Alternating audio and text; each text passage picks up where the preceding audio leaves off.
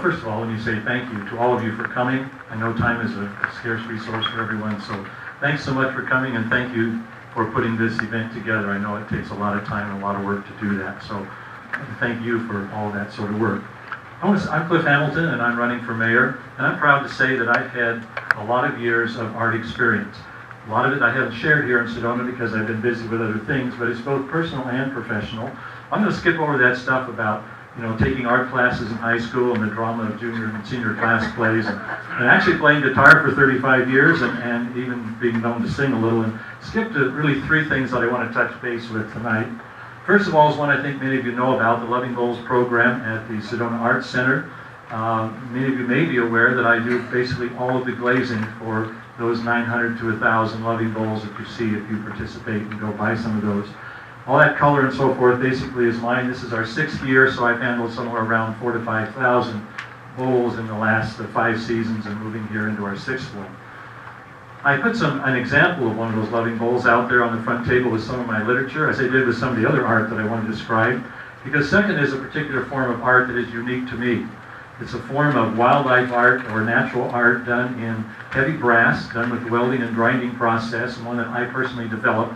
I used to do this personally and professionally when we lived in Oregon. I've done a couple of pieces here for the library fundraising festival, the Reeds, that goes on in October or November, and there is a sample of that out there as well. And finally, I began to oil paint when I was in the 6th grade with a set that my folks got me, and over the next 20 years, I worked as an oil painter. I've got a number of paintings hanging in a lot of folks' homes, and I did put one sample of that out there as well. And I think that's about close. Thank you. Good afternoon. It's really true. I can't see any of you very well at all. I've spoken from down there, but not up here.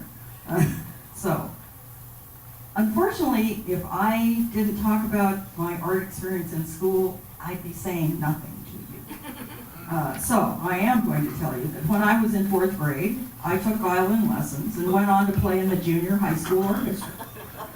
Although I enjoyed it, it was quite obvious it was not my true calling, so that's where my violin career ended.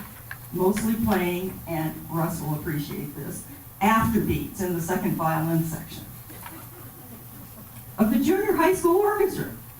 I also took a few piano lessons because my mother played piano. We had one in the house, but that wasn't my calling either, so I never pursued that. I did sing in the choir at my high school all through high school, and always have had an interest in music. Just not a lot of talent, although I can at least carry a tune. I've always enjoyed music of almost all types, from classical to jazz to rock. I'm certainly not an artist. I did enjoy arts and crafts endeavors, and at one point made my own Christmas presents for several years. I'm also far from a chef, but because I love to eat, I have taken a lot of cooking lessons, but I'm not a professional chef either. But I do enjoy the culinary arts, and while 30 seconds. They may not exactly constitute fine art, they've enriched my life. As for any arts institutions, my acquaintances mostly through Sedona Wine Fest, if you can call it that, which is going into its 6th year. Does that count as a professional arts discipline? I don't know. Some may think I'm a wine connoisseur. I know better. But there's much to learn about growing and making wine, and I find it endlessly fascinating. Thank you.